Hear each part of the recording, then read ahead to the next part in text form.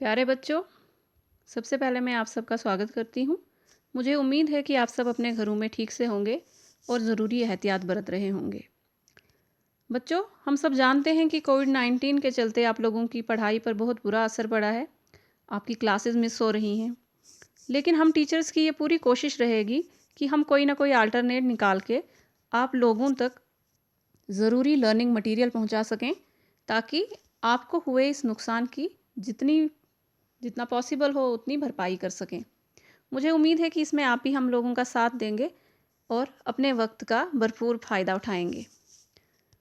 तो बच्चों, मेरा नाम सुनैना है और मैं आज आपके साथ आपकी 6th क्लास की सोशल साइंस की book social and political life part 1 का पहला चैप्टर डिस्कस करूंगी। आपका पहला चैप्टर है अंडरस्टैंडिंग डाइवर्सिटी।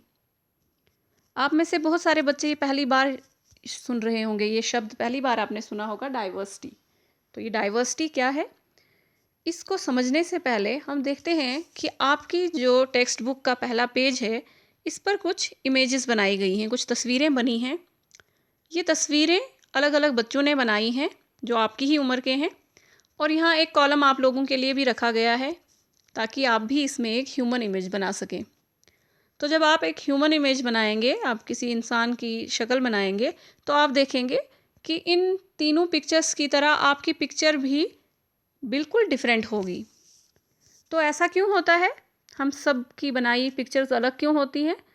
क्योंकि हम सब का अलग अलग ड्राइंग स्टाइल है। हमारा ड्रॉ करने का स्टाइल एक दूसरे से अलग है। गौर से अगर हम देखेंगे तो हम देखेंगे हमारे आसपास जो और लोग होते हैं वो भी हमसे अलग हैं। सबकी शक्लें एक दूसरे से अलग हैं। सबके फीचर्स एक दूसरे से अलग होते हैं। इतना ही नहीं, हो सकता है हम लोगों के रिलीजन भी एक दूसरे से अलग हों। हम लोगों का कल्चर एक दूसरे से अलग हो सकता है। तो हम बहुत सारी चीज़ों में एक दूसरे से वेरी करते हैं, और ये सब चीज़ें जो हमें एक दूसरे से अलग बनाती हैं, इसे डाइवर्सिटी कहा जाता है। यही है डाइवर्सिटी, वो तमाम चीज़ें जो हमें एक दूसरे से अलग बनाती हैं।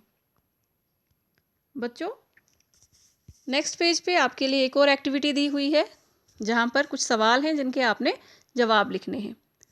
तो ये जब जवाब आप लिखेंगे और जब आपके स्कूल्स खुलेंगे और आप बाकी अपने फ्रेंड्स के साथ अपने आंसर्स टैली करेंगे, आप देखेंगे कि बहुत सारी चीज़ों में आपकी चॉइस सेम होगी और बहुत सारी चीज़ों में अलग होगी। तो हम एक दूसरे से कुछ चीज़ों में एक जैसे भी हो सकते हैं और बहुत सारी चीज़ों में एक दूसरे से अलग होते हैं। तो इन सब के बावजूद भी ये जो चीज़ें हमें अलग करती हैं, वो हमें साथ आने से नहीं रोकती हैं, वो हमें दोस्त बनाने से नहीं रोकती हैं। इसके बावजूद भी हम एक दूसरे के क्लोज आते हैं, एक दूसरे के साथ मिलजुल कर रहते हैं। तो जो डिफरेंसेस हैं वो हमें दूर नहीं करती हैं। इसी से जुड़ी एक एग्जाम्पल दी गई है आपकी टेक्स्ट बुक में। एक कहानी दी गई है दो लड़कों की, जिसका टाइटल है मेकिंग फ्रेंड्स। तो इस कहानी में क्या है, मैं शॉर्ट में आपको बताती हूँ कि इस कहानी में क्या है। ये दो लड़कों की कहानी है और ये अक्सर मिलते हैं ट्रैफिक जंक्शन पे। एक लड़का साइकिल पे आता है और दूसरा लड़का अखबार बेचता है। तो अखबार बेचने वाला लड़का एक दिन दूसरे लड़के से अखबार ख़रीदने को कहता है, तो दूसरा लड़का उससे हिंदी अखबार मांगता है। तो इस पर अखबार बेचने वाला लड़का कहता है कि तुम्हें हिंदी भी आती है? तो दूसरा लड़का कहता है, हाँ, हिंदी तो मेरा स्कूल में सब्जेक्ट भी है। तो इससे पहले कि दूसरा लड़का उससे पूछता कि सब्जेक्ट क्या है, ट्रैफिक लाइट ग्रीन हो जाती है और साइकिल वाले लड़के को जाना पड़ता है। अगले दिन वो फिर मिलते हैं और अगले दिन वो लड़का उसे फिर पूछता है कि सब्जेक्ट क्या होता है। तो दूसरा लड़का उसे कहता है कि सब्जेक्ट स्कूल में पढ़ाई जाने वाली किताबों को सब्जेक्ट कहते हैं। बातों बातों में उन्हें पता चलता है कि दोनों का नाम भी सेम है, दोनों का नाम समीर होता है। तो अखबार बेचने वाला लड़का कहता है कि तुम्हारा नाम समीर है, आज से तुम समीर 1 और मैं समीर 2। अगले दिन वो जब फिर मिलते हैं तो अखबार बेचने वाला लड़का थोड़ा मायूस होता है। तो इस पर समीर 1 उससे पूछता है कि तुम परेशान क्यों हो? तो समीर 2 उसे कहता है कि वो एक मुस्लिम है, वो मुस्लिम समीर है और उसका घर मेरठ में है और मेरठ में दंगे हो रहे हैं और बहुत सारे लोग मारे गए हैं। उसे अपने घर वालों की फ़िक्र हो रही है। इतने में फिर से ट्रैफिक सिग्नल ग्रीन हो जाता है और उसे जाना पड़ता है। अगले दिन समीर 1 समीर 2 को वहाँ नहीं पाता है और उस दिन के बाद से उसे वो समीर 2 कभी नहीं दिखता है और वो उसे अपने दोस्त की याद आती रहती है। तो इस कहानी के ज़रिए क्या बताया गया है, 2 लड़कों की कहानी है और दोनों लड़के एक दूसरे से काफ़ी डिफरेंट हैं, लेकिन इसके बावजूद भी वो एक दूसरे के क्लोज़ आते हैं, एक दूसरे के दोस्त बनते हैं। अगर हम देखें कि समीर 1 और समीर 2 में क्या क्या चीज़ें एक दूसरे से डिफरेंट थी, तो हम पाते हैं कि समीर 1 को सिर्फ समीर 1 को हिंदी और इंग्लिश दोनों आती थी और समीर 2 को सिर्फ हिंदी आती थी। समीर 1 और समीर 2 अलग अलग रिलीजन्स के थे, एक हिंदू था और 2 मुस्लिम था। इस वजह से उनके कल्चर भी एक दूसरे से अलग थे। एक और फ़र्क देखते हैं हम दोनों के बीच में और वो ये है कि समीर 1 अमीर था, वो स्कूल जा सकता था और समीर 2 गरीब था और जिसकी वजह से वो स्कूल नहीं जा पाया और उसे मजबूर होकर अखबार बेचने पड़ रहे थे। तो हमने देखा कि किस किस मामले में समीर 1 और समीर 2 एक दूसरे से अलग हैं। तो जहाँ तक तो रिलीजन की बात है या लैंग्वेजेस की बात है जो उन दोनों को अलग करती हैं, ये डाइवर्सिटी का हिस्सा है, इसे हम डाइवर्सिटी मानते हैं। लेकिन आप देखेंगे कि फाइनेंशियली भी दोनों एक दूसरे से अलग हैं, एक अमीर है और एक गरीब है। तो क्या ये भी डाइवर्सिटी है? ये भी तो डिफरेंट है दोनों के बीच में, लेकिन इसे डाइवर्सिटी नहीं माना जाता है। बच्चों, ये ध्यान देने वाली बात है कि सभी डिफरेंसेस डाइवर्सिटी नहीं होती है। इस तरीके का डिफरेंस, जैसे जो हमने अमीरी गरीबी का देखा दोनों के बीच में, उसे इनइक्वालिटी कहते हैं।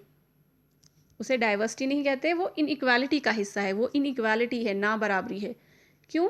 इनइक्वालिटी में क्या होता है? इनइक्वालिटी होता है कि जब समाज में रहने वाले कुछ लोगों के पास ऐसी सहूलियात ना हो, ऐसे साधन ना हो, ऐसे रिसोर्सेज ना हो जो बाकियों को अवेलेबल हैं, जो बाकियों के पास हैं। तो इस वजह से जब कोई पिछड़ जाता है, किसी के स्टेटस पर फ़र्क पड़ता है, किसी का स्टेटस कम समझा जाता है, तो इन चीज़ों को हम इनइक्वालिटी मानते हैं, इन्हें ना बराबरी माना जाता है। ये डाइवर्सिटी का हिस्सा नहीं है। तो इसके बारे में आपका जो अगला चैप्टर होगा उसमें आप और पढ़ेंगे इनइक्वालिटी के बारे में। एक और एग्जांपल इनइक्वालिटी की आप समझ सकते हैं कास्ट सिस्टम से। कास्ट सिस्टम के तहत भी ऐसा ही था कि कुछ कास्ट्स को अपर कास्ट माना जाता था और कुछ कास्ट्स को लोअर कास्ट, निचली जाति का माना जाता था। तो जो ऊपर वाली जाति के लोग होते थे और नीचे वाली जाति के लोग होते थे, उन्हें कुछ काम दिए गए होते थे। निचली जाति के लोगों को जो काम दिए जाते थे वो काम छोटे मोटे काम होते थे और ये सब कास्ट के लोगों के लिए ज़रूरी था कि वो जो काम उन्हें दिए गए हैं करने के लिए वो वही करेंगे, इसके अलावा वो कोई और काम नहीं करेंगे। तो जाहिर सी बात है कि जिन्हें छोटे मोटे काम करने को दिया जाता था वही इससे सफ़र करते थे, उन्हीं को सिर्फ नुकसान होता था इस सिस्टम का, क्योंकि वो कभी आगे नहीं बढ़ सकते थे, उन्हें पूरी ज़िंदगी वही छोटे काम करने पड़ते थे। तो जिस वजह से वो समाज में हमेशा नीचे ही रहते थे। तो ये इनइक्वालिटी का हिस्सा है, इसे हम इनइक्वालिटी मानेंगे कि जब सब लोगों को बराबर की सहूलियतें ना दी गई हों सोसाइटी में। मुझे उम्मीद है आपको समझ आ गया होगा कि डाइवर्सिटी और इनइक्वालिटी कैसे एक दूसरे से अलग है। तो अब हम देखते हैं कि डाइवर्सिटी हमारे लिए ज़रूरी क्यों है। डाइवर्सिटी, अगर मैं आपको कह रही हूँ कि इनइक्वालिटी एक सही चीज़ नहीं है और डाइवर्सिटी एक अच्छी चीज़ है। डाइवर्सिटी एक पॉजिटिव कॉन्सेप्ट है और इनइक्वालिटी एक नेगेटिव कॉन्सेप्ट है। यहाँ मैं आपको ये भी बता दूँ कि इनइक्वालिटी, सभी किस्म की इनइक्वालिटी बुरी नहीं होती है। इनइक्वालिटी कुछ हद तक ठीक होती है, लेकिन बहुत ज़्यादा हद तक नहीं होनी चाहिए। अगले चैप्टर में आप इसके बारे में डिटेल से पढ़ेंगे, उसमें मैं आपको डिटेल में बताऊँगी कि कैसे इनइक्वालिटी कुछ हद तक क्यों ज़रूरी है और इनइक्वालिटी कब ठीक नहीं है, कब गलत है। तो अभी हम बात करते हैं डाइवर्सिटी की, क्योंकि हमारा ये चैप्टर डाइवर्सिटी पर है। तो हम डाइवर्सिटी के बारे में समझते हैं कि डाइवर्सिटी किस तरीके से हमारे लिए अच्छी है। इसे समझाने के लिए भी आपके पास एक एग्जाम्पल दी गई है। बच्चों, आपको अक्सर कहानियाँ पसंद आती हैं, तो आपने कभी सोचा है कि ये कहानी लिखने वाले कहानी का आइडिया कहाँ से लेते हैं? जो भी कहानी लिखता है या आप भी कभी अपने से कोई कहानी बनाते होंगे, तो वो इमेजिनेशन कहाँ से आती है? वो इमेजिनेशन कहाँ से आएगी? हो सकता है कि आपने कोई कहानी सुनी हो, उससे आपको कोई आइडिया मिला हो, या आपने अपने बड़े बुज़ुर्गों से कोई कहानियाँ सुनी होंगी, उनसे आप आइडिया ले सकते हैं, या आप आपके आस-पास आप कुछ देखते हैं, उससे आपको इंस्पिरेशन मिल सकती है। तो जो भी आप अपने आस-पास देखते हैं, सुनते हैं, तो जो भी चीज़ें आप नोट करते हैं, वो कहीं न कहीं आपको इन्फ्लुएंस करती हैं, और जब आप कोई चीज़ इमेजिन करेंगे, वो सब आपकी इमेजिनेशन का पार्ट होंगी। तो ऐसे ही कहानी लिखने वाले लोगों के साथ भी होता है। तो वो जो चीज़ें नोट करते हैं, जो चीज़ें उन्होंने सुनी होंगी, ऑब्ज़र्व की होंगी, उनको वो वही उनकी कहानी का भी हिस्सा बनती हैं। अब अगर आपको इमेजिन करने को बोला जाए कि मान लीजिए कि सभी कहानी लिखने वाले जो लोग हैं, उन्हें एक ही जगह पे बंद किया जाएगा। उन्हें एक ही तरह के कपड़े लगाने को कहा जाएगा, एक ही तरह का खाना भी दिया जाएगा, एक ही तरह के जानवर पालने के लिए दिए जाएँगे। कहने का मतलब ये है कि एक ही किस्म का माहौल सभी लोगों को दिया जाएगा। तो उसके बाद जो वो कहानियाँ लिखेंगे ना, तो उनकी कहानियाँ भी मोर और लेस सिमिलर जैसी होंगी, एक जैसी होंगी। उन्हीं चीज़ों पर वो लिखेंगे जो उनके आस-पास होंगी। तो ऐसी कहानियाँ जब आप पढ़ते रहेंगे, तो आपको एक टाइम के बाद बोरिंग लगेंगी कि सब लगभग एक जैसी ही हैं। सारी कहानियाँ बिल्लियों पर हैं या कुत्तों पर हैं, जो उनके आस-पास जानवर होंगे, या जो खाना खा रहे होंगे, सिर्फ़ उसी की बात हो रही होगी। तो मतलब कि एक जैसी जो कहानियाँ होंगी, वो आपको बोरिंग सी लगनी शुरू हो जाएँगी। अब ये डाइवर्सिटी के साथ कैसे जुड़ा है? डाइवर्सिटी भी ऐसा ही है। डाइवर्सिटी में हम देखते हैं, अलग-अलग किस्में देखते हैं। सोचिए, अगर सब एक जैसी अगर आपके आस-पास की सारी चीज़ें एक जैसी होंगी, तो वो आपको बोर करनी शुरू कर देंगी। सबकी शक्लें एक जैसी होंगी, तो आप बोर हो जाएँगे, एक-दूसरे को देखकर भी बोर हो जाएँगे।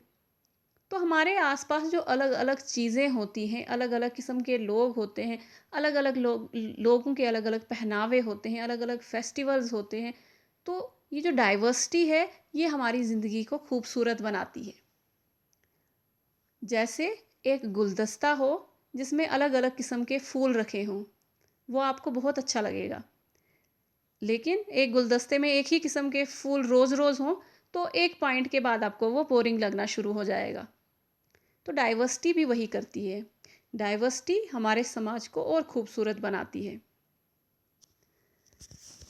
तो बच्चों, आज के लिए हम इतना ही करेंगे। नेक्स्ट लेक्चर में इससे आगे मैं आपको पढ़ाऊँगी।